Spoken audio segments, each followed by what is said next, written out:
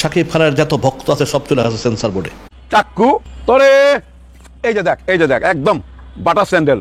এটা তো চান্দির মধ্যে না 100টা বাড়ি মারবো, 100টা। প্রযোজক টাকলা ইকবালকে চরমভাবে ধুয়ে দিলেন পরিচালক মালেক আফসারী। দেখেন ভাই ব্রাদার, প্রযোজক টাকলা ইকবালের তারপরও কোনো রকমের কোনো লজ্জা হয়নি। এর আগেও বিভিন্ন জন প্রযোজক ইকবালকে একদম ধুয়ে দিয়েছিলেন শাকিব খানকে নিয়ে নেগেটিভ কথা বলার জন্য।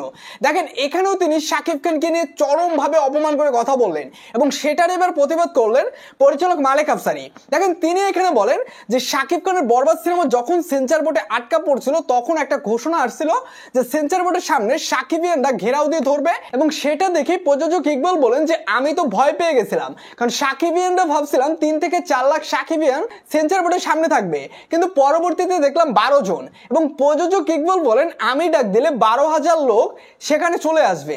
দেখেন এখানে তিনি চাপাবাজি করতেছেন এবং চাপাবাজি করে শাকিব খানকে ছোট করতেছেন, সাকিবিয়ানদেরও ছোট করতেছেন, কারণ প্রযোজক ইকবালের হচ্ছে মাথা ব্যথা। বরবাদ সিনেমা সুপার ডুপার হিট, বরবাদ সিনেমা যে পরিমাণে আয় করতেছে সেটা দেখার পর প্রযোজক ইকবাল আসলে মাথা নষ্ট হয়ে গেছে, যে জন্যই তিনি বিভিন্ন ইন্টারভিউর মাধ্যমে শুধু শাকিব খানের বরবাদ সিনেমা এবং শাকিব খানকে নিয়ে কথা বলেন যাতে শাকিব খানকে একটু ছোট করা যায়, এবং সেটার এবার প্রতিবাদ করলেন মালেক আফসারী সাহেব। তিনি প্রযোজক ইকবালের চান্দিতে স্যান্ডেল দিয়ে পিটানোর কথা বলছেন। এর থেকে লজ্জাজনক ব্যাপার আর কি হতে পারে? তারপরে প্রযোজক ইকবালের কোনো রকমের কোনো লজ্জা হয় না।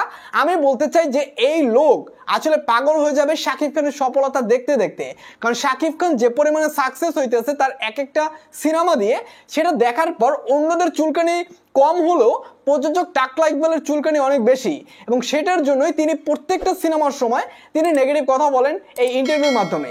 তো ভাই ব্রাদার, প্রযোজক টাকলা ইকবালকে নিয়ে কি বলবেন এই মুহূর্তে অবশ্যই কমেন্ট করে জানিয়ে দেবেন।